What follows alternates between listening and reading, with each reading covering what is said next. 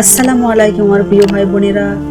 আজকে আমি আপনাদের শোনাবো হাজরে আসওয়াদ কি, কেন মুসলিমরা এটাকে এত সম্মান করে, হাজরে আসওয়াদ জান্নাত থেকে কিভাবে পৃথিবীতে এলো এবং হাজরে আসওয়াদ পাথর কালো কেন। অনেক হাদিসে হাজরে আসওয়াদের ফজিলত প্রমাণিত হয়েছে এবং তাওয়াফকালে তাকে স্পর্শ ও চুমু দেওয়ার উৎসাহ প্রদান করা হয়েছে এবং ফজিলতের দলিল হিসেবে নবীজির হাতের স্পর্শ এবং তার পবিত্র মুখের চুম্বনই যথেষ্ট।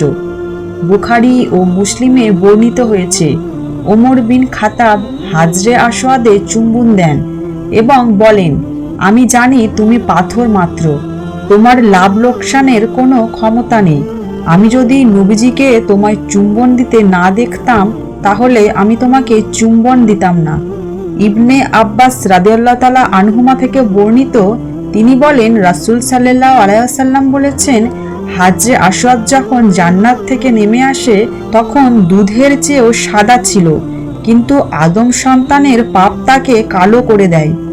ইবনে আব্বাস রাদিয়াল্লাহু তাআলা আনহুমা থেকে বর্ণিত, তিনি বলেন, রাসূল সাল্লাল্লাহু আলাইহি ওয়াসাল্লাম হাজরে আসওয়াদ সম্পর্কে বলেছেন, আল্লাহর কসম, তিনি কিয়ামতের দিন হাজরে আসওয়াদকে দুটি চোখ ও একটি জিহ্বা সম্পূর্ণ অবস্থায় হাজির করবেন। চোখ দুটি দ্বারা দর্শন ও জিহ্বা দ্বারা কথা বলবে এবং যে ব্যক্তি দুনিয়াতে ঈমানের সাথে তাকে চুম্বন দিয়েছে তার জন্য সাক্ষ্য দেবে।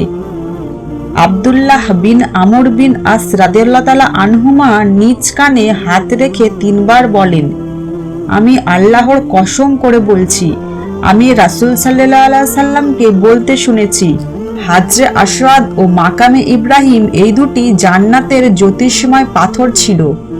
আল্লাহ যদি এই দুটির জ্যোতি বিলুপ্ত না করতেন তাহলে আকাশ ও পৃথিবীর মধ্যে অথবা পশ্চিম ও পূর্ব দিগন্তে যা আছে সবই আলোকিত করে দিত। ইব্রাহিম আলাইহিস সালাম কাবা নির্মাণের কাজ শেষ করেন, কিন্তু একটি পাথর রাখার মতো জায়গা বাকি থেকে যায়।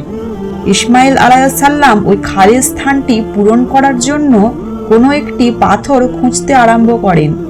তখন ইব্রাহিম আলাইহিস সালাম তাকে বলেন, আমি তোমাকে যেরকম পাথর আনতে বলেছি ঠিক সেই রকম নিয়ে এসো। তিনি পাথর খুঁজতে বেরিয়ে যান। যখন তিনি পাথর নিয়ে হাজির হন তখন দেখেন যে ইব্রাহিম আলাইহিস সালাম ওই স্থানে একটি পাথর সেট করে ফেলেছেন। অতঃপর তিনি বলেন, আব্বাজান, এই পাথর কে নিয়ে এসেছে? উত্তরে বলেন, ওই ব্যক্তি নিয়ে এসেছেন যিনি তোমার নির্মাণ কাজের মুখাপেক্ষী নন। এটি জিবরাইল আলাইহিস সালাম আকাশ থেকে নিয়ে এসেছেন।